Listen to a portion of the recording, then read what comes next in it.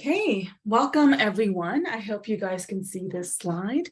So welcome to our Advocacy 101 and Voter Engagement Learning Session. I am Jody Sahota.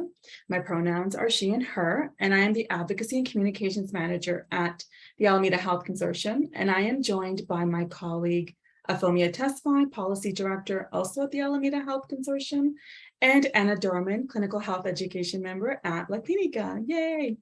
So in this brief, yet hopefully very informative session, we will cover the following: a little bit about health center history, specifically the health center movement and how it came to be through active advocacy, what a midterm election is, some important voter information, and we're going to wrap it up with how you can make a plan to register and or vote and help others to register and or vote, followed by a Q&A session.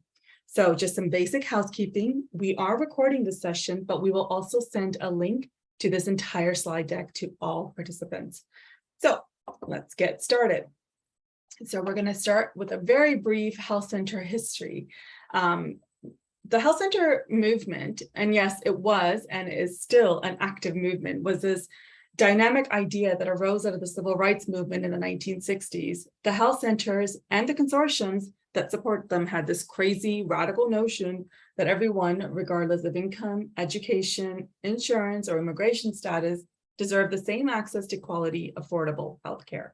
And not only that, that they be treated with respect and dignity while getting that care. Insane, I know, but here we are. So civil activist and physician, Dr. Jack Geiger, I'm sure that name is familiar with too many of you, moved on this amazing opportunity presented by President Lyndon Johnson's War on Poverty announcement in 1964, and thus began the first proposal for a community health center.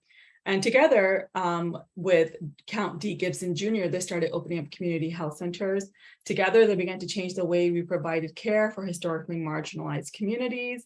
And because at the core of this movement is the belief that health could not be fully achieved without addressing poverty, a belief that still exists today as we continue to build on the foundations that these activists built. So we continue to advance our collective missions with our health centers to carve a more direct path to health equity by responding to the evolving needs of the communities we serve. So who are we? Who are the communities we serve? Today, there are more than 30 million people in over 13,000 health centers across the country, including 1,300 in just California alone. Including these are representation of the 8 community health centers that are part of the Alameda Health Consortium, who collectively serve 340,000 patients across a myriad of demographic factors and healthcare coverage. Keeping and expanding accessible healthcare is intrinsically linked to democratic processes like elections. Voting strengthens democracy and enhances health by giving people a role in the policy processes that affect all social determinants of health. And this is part of why we're hosting this voter information session and why it's vital that all eligible voters participate in their civic duty for themselves and for their communities. So we're going to quickly go over what the midterm election is and what it means at the federal, state, and local level. So next slide. As you may know, there are 3 branches of government at the federal level. There is the executive, the president and vice president, the legislative, the House and Senate, who collectively make up the Congress, and the judicial, the Supreme Court. So what is a midterm election? A midterm election basically takes place every 2 years, and it happens in between federal elections, which of course is every 4 years. So it's important to note that the president in a midterm election is not up for election during this cycle. So who is up for an election? Every single one of the 435 members of Congress are up for election. They get elected every single midterm, every single federal election. And I just want to quickly point out why this is of particular importance to California. Due to the 2020 census, for the first time in California's 171-year history, we actually lost a congressional seat. We are down to 52 congressional members from 53, which means we've actually lost a piece of power at the federal level. We will actually have fewer representatives in the House, which means one less vote in the Electoral College, which is a deciding factor in determining who the US president is. So I just wanted to quickly instill in you how important civic engagement is at every level: census, elections. So every member of Congress is up for election, 1/3 of all senators, and actually a good number of our local representatives, state Senate, state assembly, county board of supervisors. We're actually going to be touching on that a little bit later in the presentation about a specific county board of supervisors election. So this is just a quick reiteration of who's up for election in the midterms. And I wanted to just kind of dive a little bit into what is at risk at the federal level if we do not participate in the midterm election. So the midterm elections generally have a lower voter turnout than the federal election. And I'm going to talk again, what is at risk and why we cannot have a repeat of historical low votes on this particular midterm election. As you can see, there is a very slim majority at the House and Senate level. And as you can see from these charts, if either party loses only a few seats, the other party can take the majority. So why is this important? So, for example, if the Democrats were to lose control of the House and the Senate, which is already a slim margin to begin with, which you can see clearly here, and so this can be a very likely outcome because of the slim margin. What does that mean? It means that Republicans would then control Congress. And why is that a problem? Well, the president is of the Democratic Party. So when you have Congress being led by an opposing party, it is much more difficult to pass much needed bipartisan legislation and policies. So that is why what is at risk at the federal level. And I'm going to pass it on to my colleague, Afomia, who's going to dive a little bit into what the midterm elections mean at the state and local levels. Hi, everyone. So great to see you. And as Jody mentioned, many times we're focusing on the elections that are happening at the federal level. However, we also must pay very close attention and give equal attention to the things that are happening at the state and local level. And the reason why that is more and more power is being given to state and local policymakers to make decisions on the issues that impact our health. One particular issue that most recently many of us have been paying close attention to is the overturn of the constitutional right to abortion at the federal level. So now with that overturning, that means many of our state and local policymakers have to establish laws to protect or restrict abortion in the absence of a federal policy. Other examples also that are important to pay attention to, recognizing that our local and state lawmakers have power over, is whether resources like federal funding get to the communities that need it. Like, for example, as we saw with COVID, really being able to direct COVID vaccine and tests. Another issue that we're also paying close attention to is also high quality internet access, affordable prescription drugs, and then whether schools continue to operate at the capacity or closure of schools. So as we think about what is at risk at the state and local level, it's also important to really pay attention to not only just the election aspects of the midterms, but also thinking about propositions. So as a state, California voters will be asked to vote on 7 propositions this year. The ballot measures cover a range of issues from climate change to health issues. We wanted to draw your attention to 3 issues that are of interest to our work, which include Proposition 1, Proposition 30, and then Proposition 31. So going back to Proposition 1, it's the proposition that is trying to protect rights to reproductive freedom, such as the ability to be able to choose whether to have abortion right and contraception. So we talked earlier about why it's important to pay attention to the policies that are happening at the state level. And that's because now the state of California has been making intentional effort to really make sure that this protection continues and people have the right to access to this. And then Proposition 30 is about really aiming to reduce air pollution and prevent wildfires by through a tax proposition. And then 31 is about trying to prevent the sale of flavored tobacco products, which we know has been an interest of the tobacco industry to be able to sell this to our children. And so these are important things to pay attention to. As you know, our work is really focused on making sure you have the resources and are educated on what's at risk. However, we cannot, as health centers and also as the Alameda Health Consortium, we are not in a position to tell you who to vote for. That is not our role. That is not the work we want to do. So our work is really to direct you to those resources. So what are those resources? Those resources are the voter information guide that many of you should have gotten in the mail. There is also organizations who are putting together, Anna's putting that up for us, excellent. Yes, so look out for that.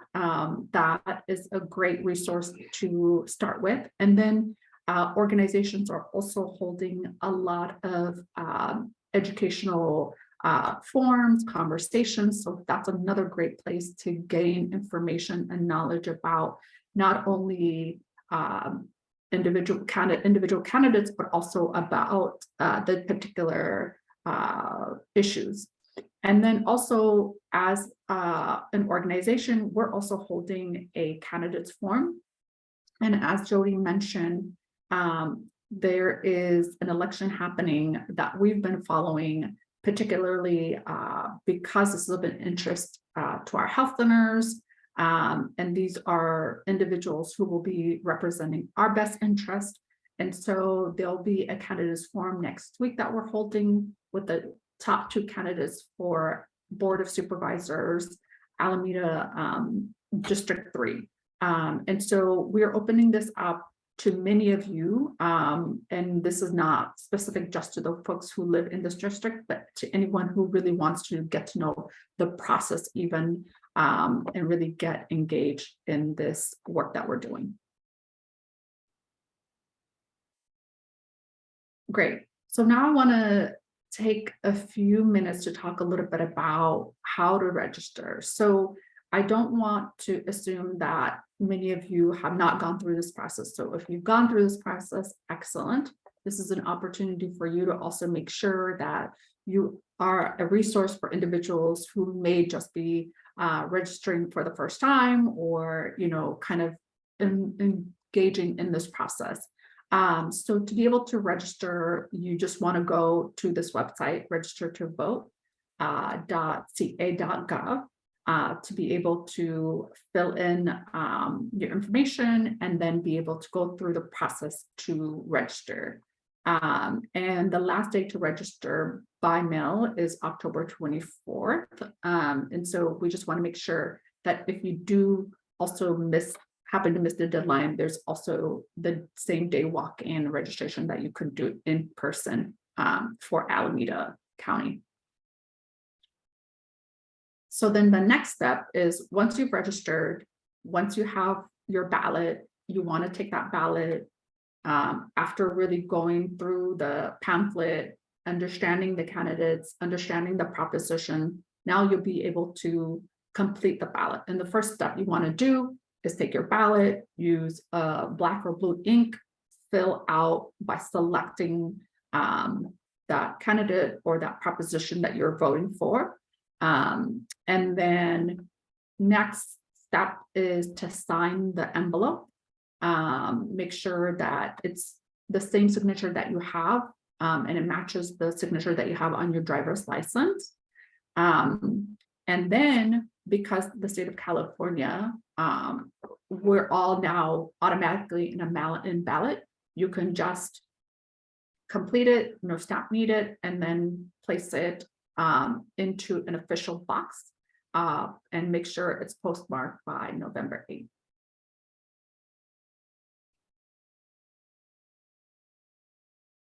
Perfect. And then once you've gone through all those processes, you have put it into an official drop box, and make sure that you pay attention to the drop boxes. Oftentimes these are in libraries, these are in courthouses, or just even in the community. We just want to make sure that, you know, it's something that's official.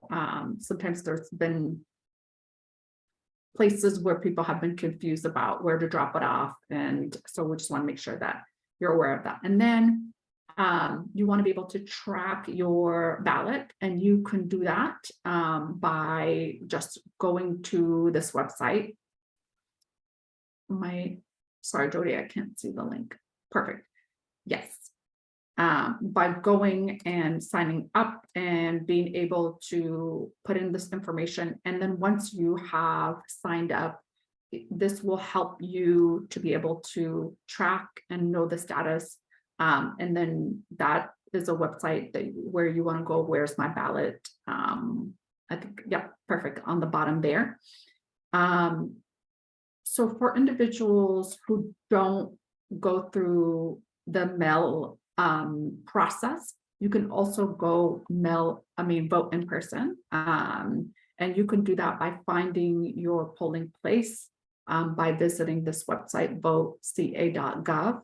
And for individuals, let's say, for example, you go to the voting center, they don't find your name. There's this also concept called provisional voting. Many of us have recently learned about it. And what you can do is talk to the individual or individuals that work there and say, hey, I want a provisional ballot. And so then they'll be able to give you that provisional ballot, and then you'll be able to vote that day.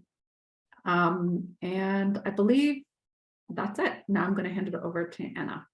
Thank you, Afomia. I just wanted to point out, I got my, I live in Richmond, so it's the Contra Costa voter guide. I got my ballot and this guide yesterday in the mail. It's very exciting. It has a sample ballot inside it. So you guys have probably seen this before, but I always mark that one up and put question marks like, I don't know what this is. And then I try to get more information before I fill out my actual ballot.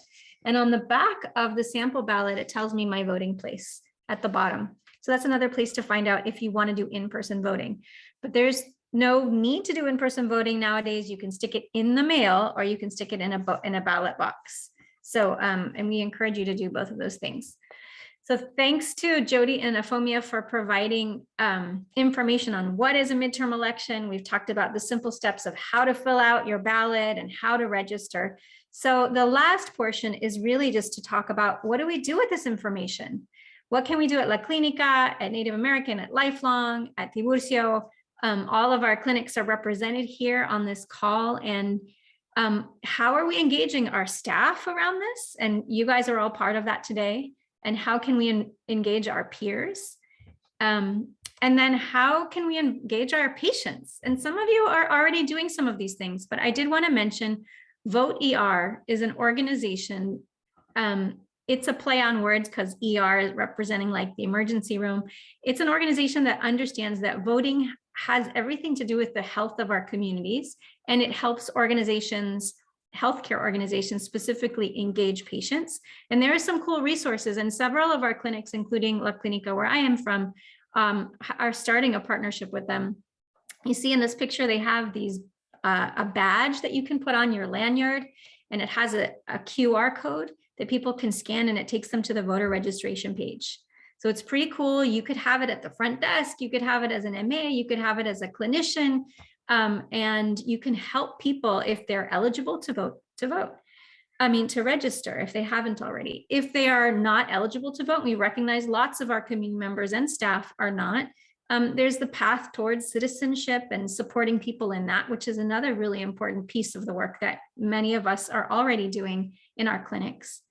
And then Vote ER has other resources like posters that you can put up, and after visit summary like flyers you can hand patients. So at La Clinica, you'll see some of these things rolling out, and some of the other clinics may already have these things going. This is what's next for us, is thinking about how do we engage our peers. Next slide, please. So let's review a couple of these important dates. So your voter information guides, there was actually an initial one, and then there's a second one, which is a voter guide. Those should have been mailed out already. You should have got that at your house if you're a registered voter. Your ballots were already starting to mail out by October 10th. And again, everyone in California is able to do a mail-in ballot. No need to go to a polling site anymore. So if you don't get that, then at some point you can check and be like, where's my ballot website, and say, where is my ballot? It hasn't arrived yet. Where is it? I should be expecting it. October 11th. So guess what? It's already happening. You can already, if you got your ballot, you could turn it around and send it back in the mail tomorrow, today, if you want, as soon as you get more information about it. And if you are registering by those, there's also paper registration forms. The last day for that registration is the 24th. However, as Afomia mentioned, in certain counties throughout the state, including Alameda, you can do in-person registration, same day registration at one of those in-person sites. So even if somebody misses the October 24th deadline, they can still register in Alameda County. Okay, now question, when is voting? When is election day? It's a quiz. Can anybody, I won't be able to hear you, but shout it out. November 8th. It's Tuesday. It's always a Tuesday. The polls are open from 7 to 8. If you're handing in a ballot and you're a last minute person, you still can hand it in anytime before 8 p.m. If you are mailing it, it needs to be postmarked by November 8th. So it actually, you can wait till the last minute, but we'd rather you do it early. And we'll give a plug to the Alameda Health Consortium page here because they have a lot of good information with dates and all of that. If you can't figure it out, you're welcome to go to the site alamedahealthconsortium.org, and then you can do a search probably and find this 2022 general election voting information. Next slide, please. Okay, so we've talked about a lot of information today, but let's go to the heart stuff, which is what motivates each of you to vote, each of us. Everybody may be motivated by something else. So take a moment, close your eyes if you need to, kind of go inside and think about what motivates me personally. What's my personal motivation? Is it that it's your first time voting, or your parents weren't able to vote, and so you're like, okay, I'm going to do this for my family? Some people come from a country where there was a lot of corruption and didn't really have free elections. Maybe your parents or your grandparents or yourselves did.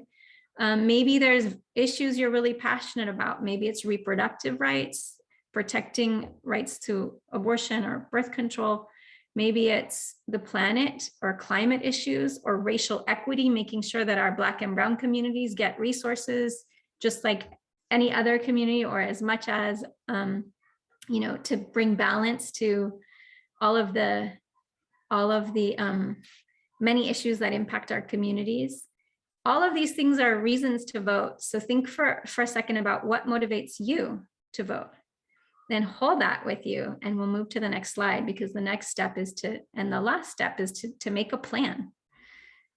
So we want everybody who's watching today to think about, how am I going to vote? What am I going to do? What's my next step? Am I registered? If I'm not, can I get registered? Did I receive my ballot?